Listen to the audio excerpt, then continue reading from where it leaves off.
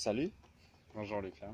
Et donc, je suis italien d'abord, mais j'habite ici depuis une bonne dizaine d'années. Et j'ai toujours aimé travailler la terre parce que j'ai grandi avec mes grands-parents qui m'ont transmis le virus. Et du coup, voilà, je l'ai porté à moi. Et dès que je suis arrivé ici, j'ai essayé d'abord dans un jardin collectif de cultiver. Et ensuite, je travaille avec des associations. Et maintenant, à mon compte ici. Mais c'est D'accord. ouvert à tout le monde ici. Ok. Donc voilà, disons que la terre, c'est ma passion. D'accord. Pourquoi as-tu choisi la Réunion pour t'installer? Parce que j'ai fait l'Erasmus ici et que ça m'a plu. Donc ensuite, il y a une histoire de cœur aussi. Donc pas la terre, mais humain. Et donc j'en avais décidé ensemble de venir ici. Et elle est réunionnaise. Donc voilà, on a décidé de venir ici et on a toujours vécu au tampon. Donc j'ai fait les tours du tampon, de tous les coins du tampon. Et ensuite j'ai trouvé ces coins-là. Tu aurais une liste non exhaustive de ce que tu cultives ici?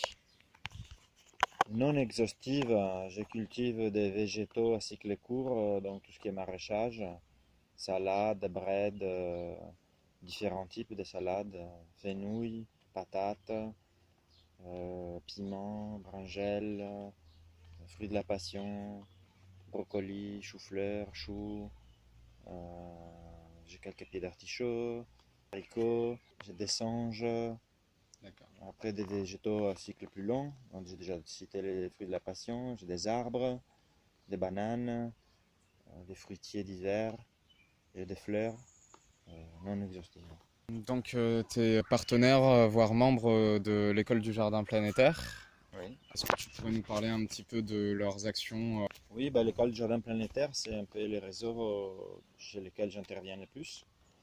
C'est un réseau donc, qui met en relation tous ceux qui travaillent en relation à avec la biodiversité, les paysages, la nature, l'environnement. Donc l'idée, c'est d'appliquer un concept d'un paysagiste qui s'appelle Gilles Clément, qui a créé ce concept, jardin planétaire.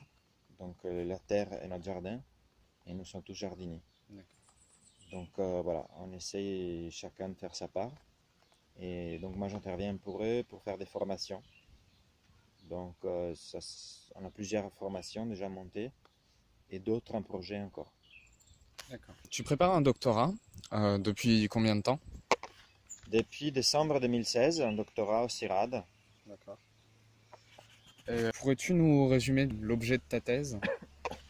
Alors ma thèse porte sur les liens entre les marchés et l'agroécologie. Donc l'idée c'est de comprendre comment les personnes qui adoptent les nouvelles pratiques vont les valoriser auprès des clients, des consommateurs. Et donc souvent les circuits dans lesquels on vendait des produits conventionnels ne sont pas adaptés pour vendre des produits écologiques, Bio. permaculture, bio, etc. D'accord. Donc l'idée c'est de faire tout un travail là, sur ces questions. D'accord. Donc, outre ta microferme, l'école du jardin planétaire et ta thèse, as-tu d'autres passions, des occupations même, des hobbies? Ben, il y a mes enfants, ma famille. Et avant, j'aimais beaucoup courir. Donc, depuis que j'ai fait tout ça, j'ai dû renoncer à quelque chose.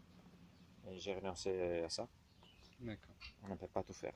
Eh bien, du coup, après tout ça, c'est l'instant tuto. Instant tuto, instant tuto. Aurais-tu quelques conseils pour les débutants qui souhaiteraient commencer un potager chez eux?